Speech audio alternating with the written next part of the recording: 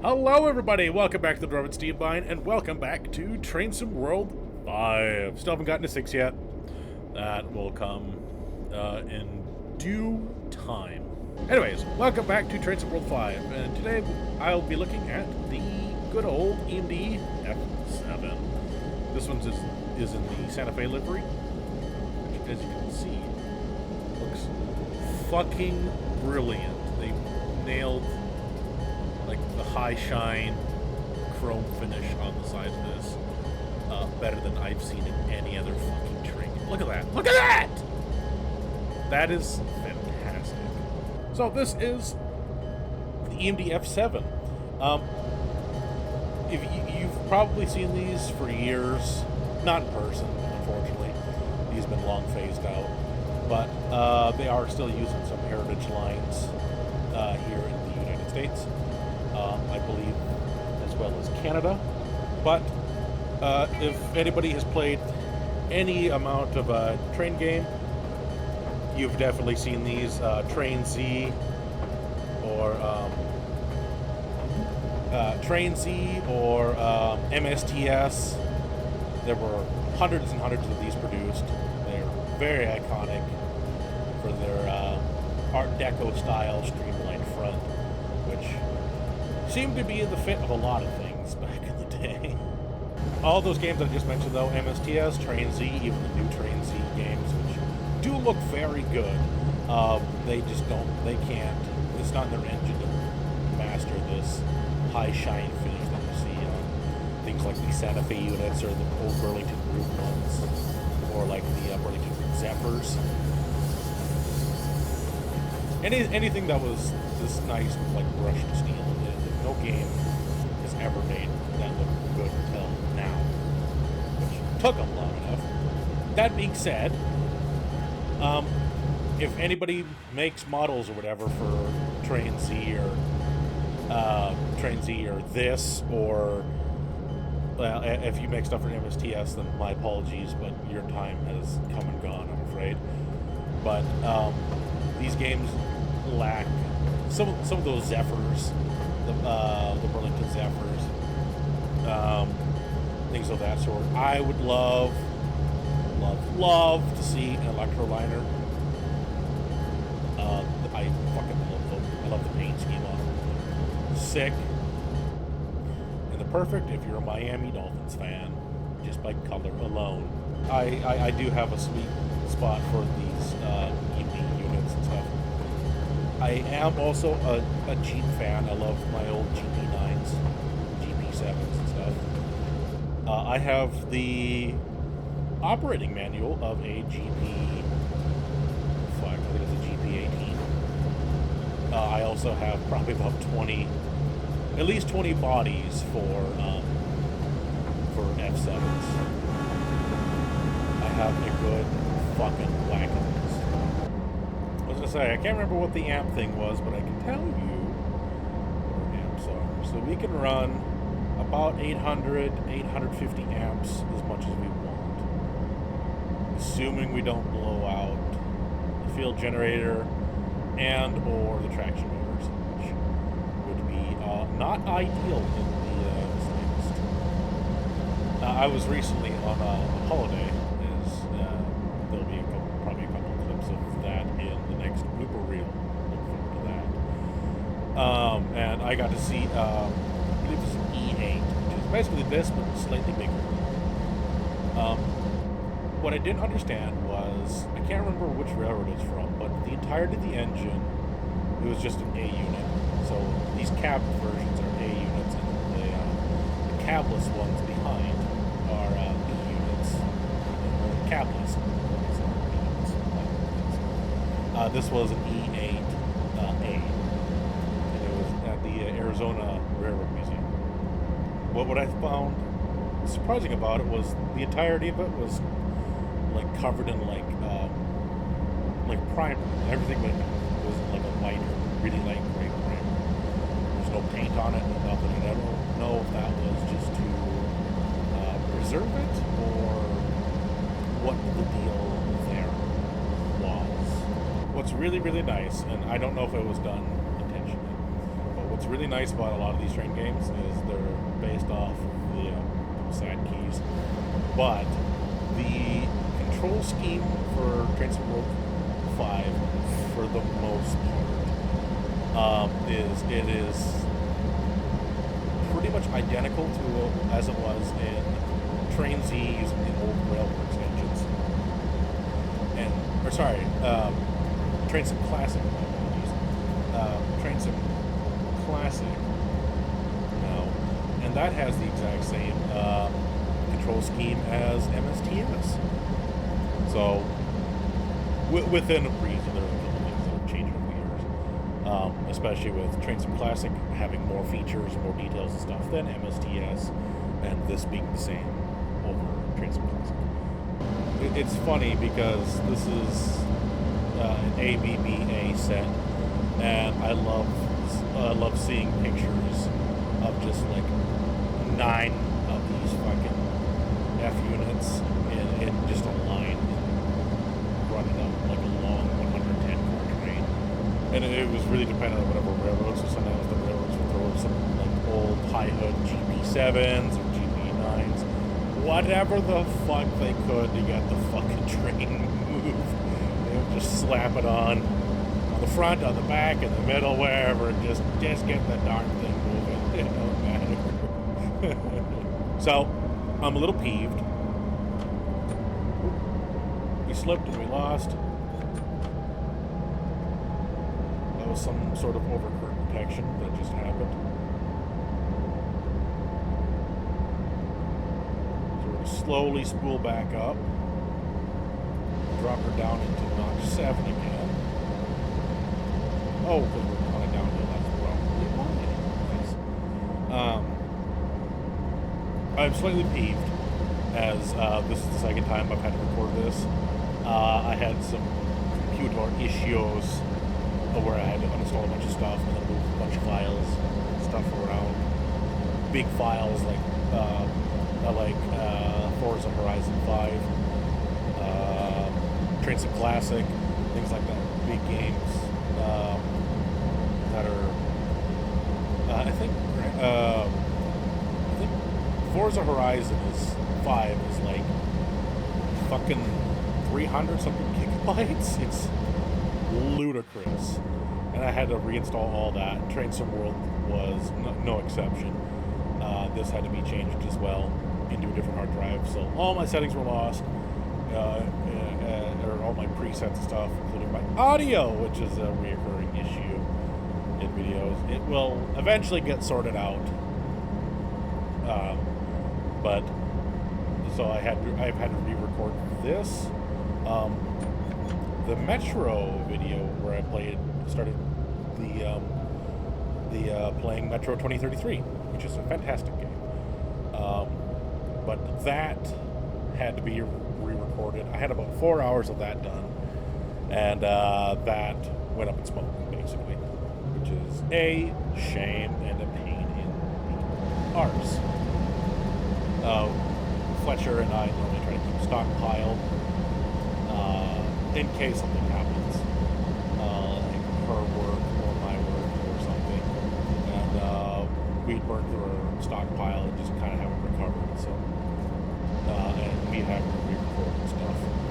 Didn't help, but hey, what do you do? So I actually recorded the entirety of this video, and maybe some of my blabbering might make it into a blooper reel or something. I'm not sure.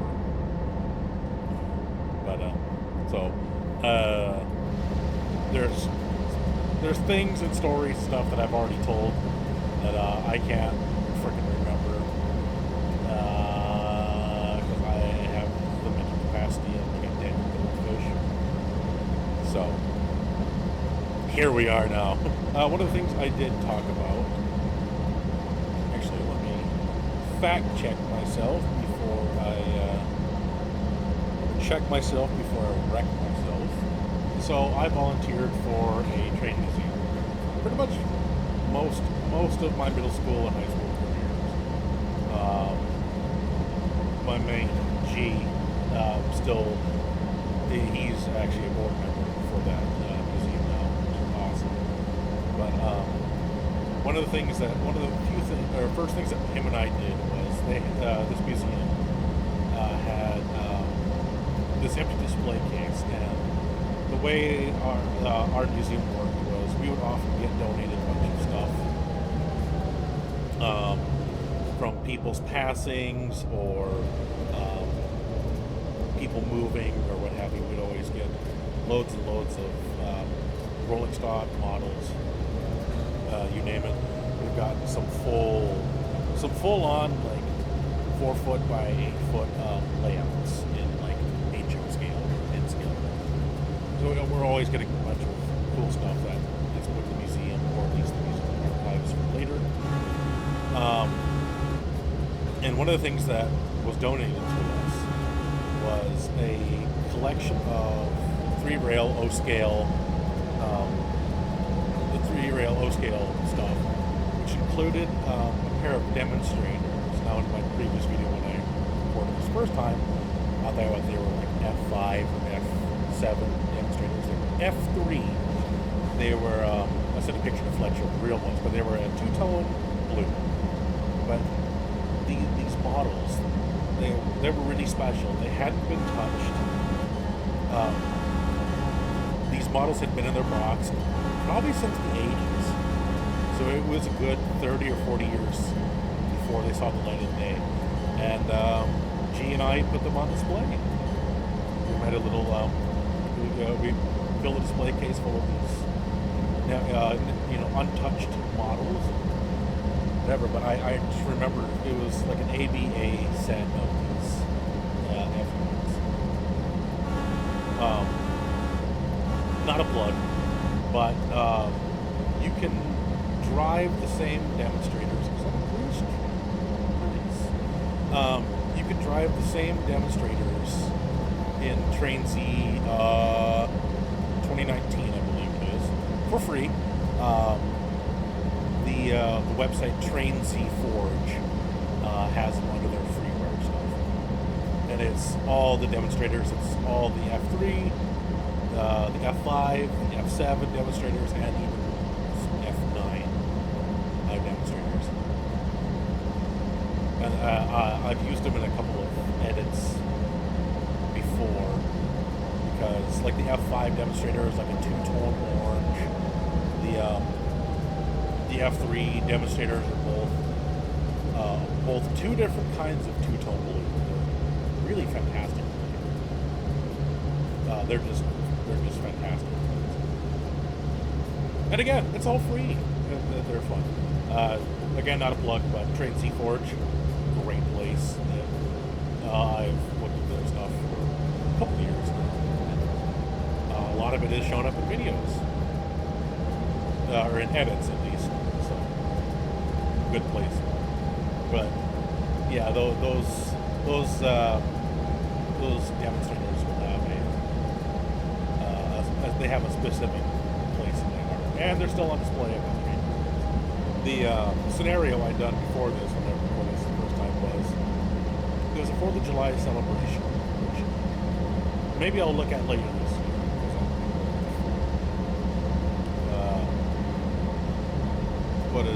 We're the 250th anniversary of signing of the Declaration of Independence this year. I can't remember what it is. It's not the bicentennial.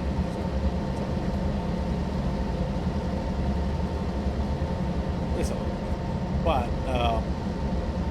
in that scenario, you took an ABA set, just 3 engines. You took this ABA set down the line a little bit, past a couple of short freight trains, and then you very carefully pulled it to the siding that was adorned with spectators and rail fans, and everyone wanted to see this mint condition Santa Fe F7 set as it crept through the yard, blowing the horn. There was fireworks and everything, red, white, blue fireworks. It was kind of cool, but it was like a 30-minute scenario. I have a bad habit of watching stuff from the outside. I did it in Trains Classic forever. I do it in GTA. I do it in Forza. This is obviously a more realistic point of view, but you know, I like viewing what I'm driving. Yeah, it's not realistic, but I do like to sit here and just watch, especially steam engines. It's a big name. There was one time I did something really cool while I was on Amtrak. I was going from, I think I was going through Montana to go see family in Washington. And I'd taken my laptop with me, and I had, I still have it, but I had the Rise Pass route, which I've talked about before, is one of my favorite routes in train simulators. It's fairly local to me. But I'd taken my exact consist. I was riding on the Amtrak Empire building. I had made the exact consist and drove, I think I started in Cut Bank and drove through Moraes Pass, making all the stops while my train did it in real life. It was kind of a fun experience. It's easier, I'm sure people have done it before, but it's easier to do it now, especially on Train Sim Classic, since they have a lot of East Coast routes available, like the Northeast Corridor. They have Boston and Maine stuff. They have, I think they have anything for Florida, Seaboard, or Atlantic Coast. They might. I don't know.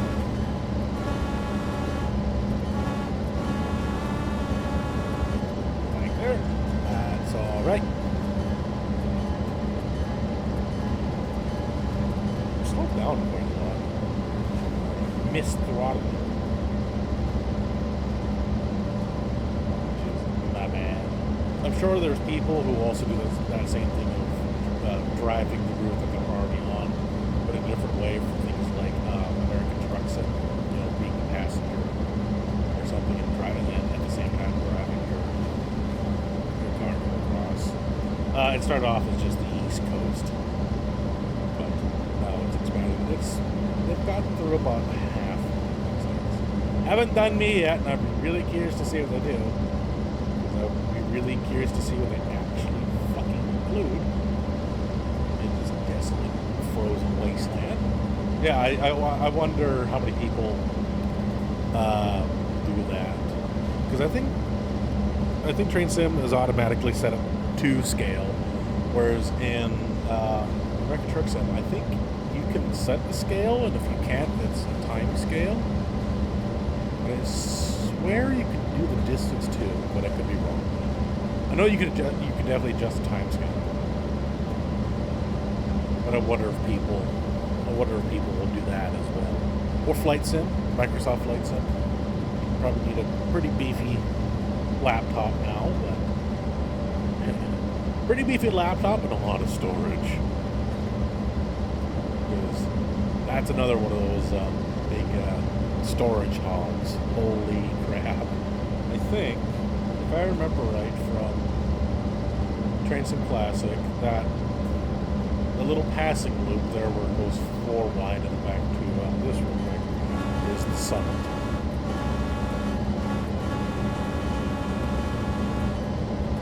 If I remember right, which I probably don't, that's how the summit's set up for Cajon Pass in because like all the destructive personalities that a person has, I like to start at the summit of like Moraes Pass or Cajon Pass, one of those two, and then just fucking throw trains down it like a toddler. You know, it gets to be a point where the amount of times a person drives like one singular particular route, I think they would know stuff about it, but I'm sure people do, but I don't. One of the routes I always wanted to look at, and I don't know why, but I never did. I always wanted to look at the Western Pacific's Feather River route. They have that available. No, that's not going to train. They have that available for Train Sim Classic, and I just never looked into it.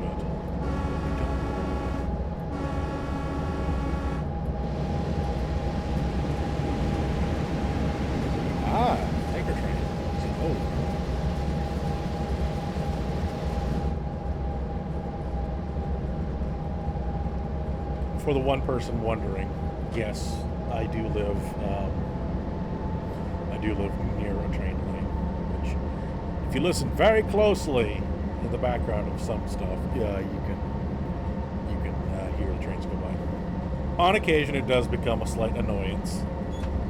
I mean, I am a rail fan, and I love trains and everything, but everybody in the group chat, I mean, like Blue Box, Fletcher, Cheap Bagels, Wolf, everybody in the voice chat can hear the trains, and they'll be like, bro, I can't do anything. I can close my door, but that's not going to stop the train from going past my house. And it does pick up on OBS and stuff. This was that Vectron that I looked at. Something I don't actually know anything about. This would be the point where I silently pull up the Wikipedia page on my phone and feed off facts while we continue the next 9 months. I've seen a lot of controversy over the years. Not anything major, but people thinking that we should go back to these streamlined units and stuff, just because them being streamlined really has no difference economy. It is purely aesthetic, but I mean, look at it. Holy fuck, does it look good? You can't tell me that doesn't look good. No one in their right mind will say that doesn't look good, especially with the amount of railroads this is on. You're bound to find something you like. Like, I'm a big fan of the I can't think of the official term for it, but the kind of teal and orange Western Pacific units. I love the daylight scheme Southern Pacific units. Big fan of those. I like just the black standard high shine Burlington units. I think those are nice. Locally, I would have seen more Great Northern Pacific. Those have some funky schemes. Straight Burlington Northern. I like the green with the orange front, orange and white hazard stripes on the front, awesome stripes. What else? Sioux Line. Actually, I still see some Sioux Line equipment around. That would be with the Canadian Pacific now. I think everybody can agree that the early days Amtrak scheme, the black with the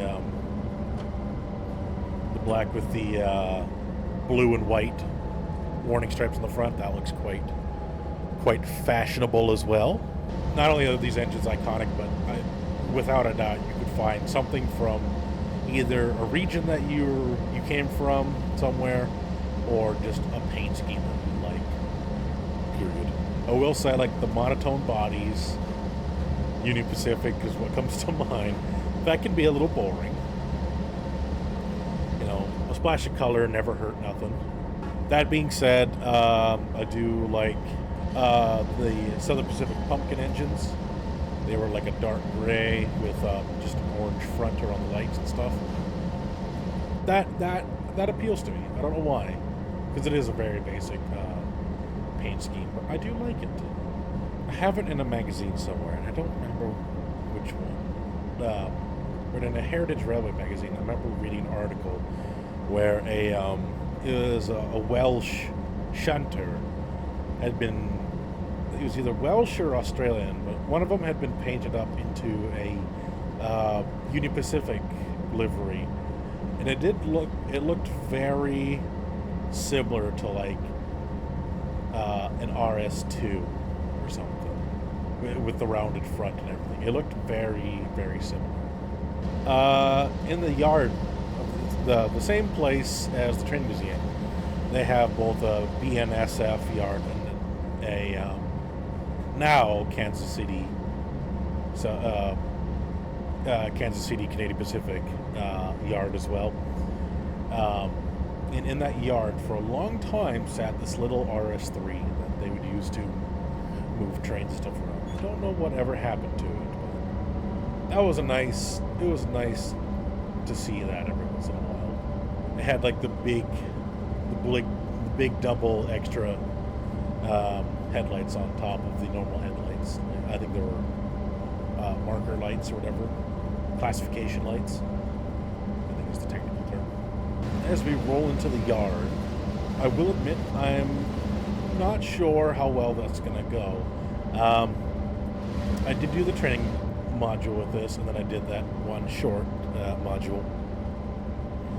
And I know it had me hook up to like a small rake of box cars, like 10 of them or something like that. With an ABA set, we obviously have one more engine.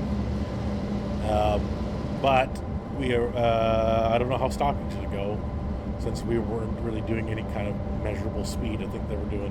I think I got up to about 30 kilometers an hour, so about 15-ish miles an hour. That was pretty easy to stop. This is obviously a few more cars and a bit faster, but we'll just mosey on in. That won't hurt anything. Alright, well, as we bring this to a stop, the servers break again. I want to say thank you so much for watching. Thank you so much for your time. If you would like to see more Train Sim World or even more Train Sim Classic content, do comment down below. Make sure you like and subscribe for more. We post weekly, every Friday. So, nope, don't need the emergency brake on. We're good. So we stop her. Thank you so much for watching, and I will see you all next time.